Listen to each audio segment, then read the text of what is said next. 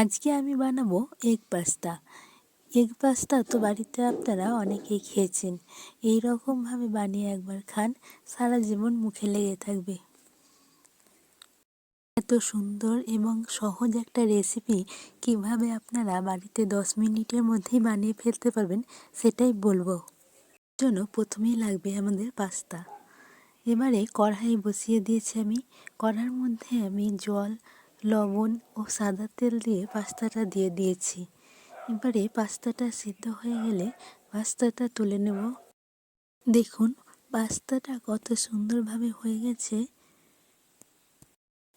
এবারে আবারও কড়াইটা বসিয়ে দিতে হবে এবং কড়ার মধ্যে তেল দেব। তেলটা দেওয়া হয়ে গেলে এর মধ্যে আগে থেকে কুচিয়ে রাখা পেঁয়াজটা দিয়ে দেব। পেঁয়াজটা ঠিক এইভাবে কেটে নিতে হবে। পেঁয়াজটা দেওয়া হয়ে গেলে ভালোভাবে নেড়ে নিতে হবে। এবারে এর মধ্যে লঙ্কা কুচি দিয়ে দিব, আর লাগবে আদা কুচি, রসুন কুচি। যদিও রসুন কুচিটা আমার স্কিপ হয়ে গেছে, এবং গাজর কুচি। সবগুলোকে আমি ঠিক এইভাবে কুচিয়ে কেটে নিয়েছি। দিয়ে ভালোভাবে নেড়ে নিতে হবে। এবারে একটু লাল লাল করে ভাজা হয়ে গেলে এর মধ্যে দিতে হবে টমেটো কুচি। টমেটো কুচি দিয়ে আবারও ভালোভাবে নেড়ে নিতে হবে। দেখুন ঠিক এইভাবে ভাজা হয়ে গেলে এর মধ্যে দিতে হবে হলুদ গুঁড়ো,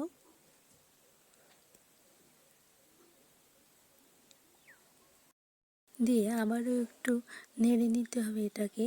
এবারে এইভাবে লাল লাল হয়ে গেলে এর মধ্যে লঙ্কা গুঁড়ো, পাস্তা মশলা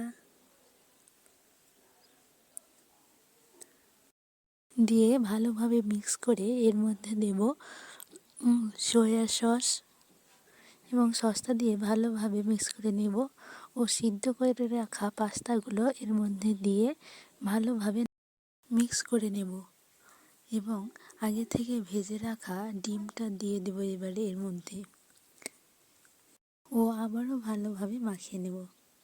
এবারে সব কিছু দেওয়া হয়ে গেলে এর মধ্যে দিতে হবে পরিমাণ মতো লবণ। লবণটা দিয়ে ভালোভাবে মিক্স করে নেব আবারও। তাহলেই রেডি আমাদের পাস্তা। দেখুন পাস্তাগুলো দেখতে কতটা সুন্দর হয়েছে। এবারে আমি পাস্তাটা নামিয়ে নিলাম। এইভাবে গরম গরম পরিবেশন করুন পাস্তা।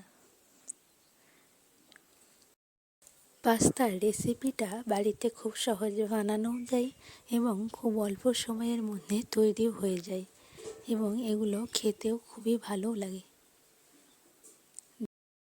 এইভাবে আপনারা একবার বাড়িতে বানিয়ে দেখবেন, খেতে সত্যি খুবই ভালো লাগবে।